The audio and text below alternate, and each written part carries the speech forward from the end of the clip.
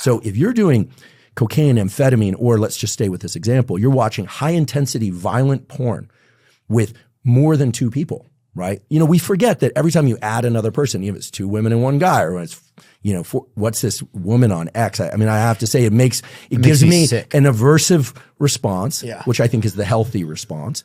Every time she announces, I think she's like sleeping with 100 and then 1,000 people. And listen, she's obviously in control of her own life. The Western Conference right now, I think I just saw the other day. I don't know what is it Barbara Blue? Bonnie Blue.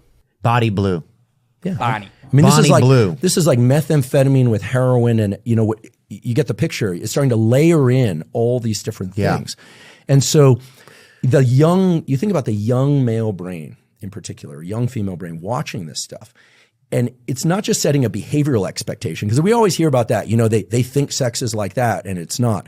It's setting this incredibly high threshold for what they consider stimulating. Not just stimulating sexually, but stimulating mentally. Oh, yeah. And, I mean, it's crazy. It's like, listen, I like playing cards every once in a while. So you go play a card game with your friends. It'd be like the first time you play cards, you got $1 million. You know, you're back there in the high state. You're in like the Dana White room, right? Like I know, like when I see sometimes his gambling hands, right? He's it's wild. But he can afford to play, right? And he also knows where that fits into the rest of his life. But you think about a kid. You know, you have a chance to win $1 million.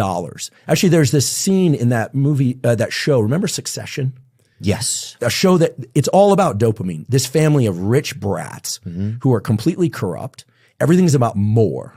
Dopamine has been called in a book, I forget the author, the molecule of more. It's all about wanting more. And there's this dreadfully sad scene where they go out to play, I think it was like a baseball game or something, and they bring their garden help, and they take the kid and they say, hey, if you can hit a home run, these people's kids, people are clearly, and they say, if you hit a home run, you have $1 million. And you see the anticipation. This would transform these kids and their parents' life.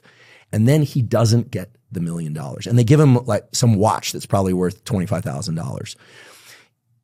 This is dopamine reward prediction error in a nutshell. Had they given him the watch, the family probably would have been pretty thrilled. They could sell it, they could use it. Had they not been involved in the game, their dopamine is the same as when they go home at night. But they had a chance at $1 million. And when they didn't get that, it drops them below baseline. And then you see the kid that evening, like sitting around his apartment, just completely despondent with the watch sitting there as if it was worth nothing. That's dopamine. And when you think about pornography, that's what young people are being exposed to. So their first sexual experiences not only are quite different. Remember, pornography is about, obviously, people are getting aroused by watching other people have sex. Oh, yeah. And, I don't know what kind of sex people are having out there, but in my experience, the whole business of sex and learning how to have great sex is about learning to be in the experience with somebody, and it's a communication, it's an ongoing communication, and it's about being in the experience, being present, not watching someone else have sex. Oh yeah, I was thinking the other day, watching some other dude like have sex with a woman, it's kind of, I don't even know if it's homoerotic. I don't know what it is. It's definitely when you take a step back from it, it's a little bizarre. It's definitely intrusive, right? But for surely it alters the way that you think about things.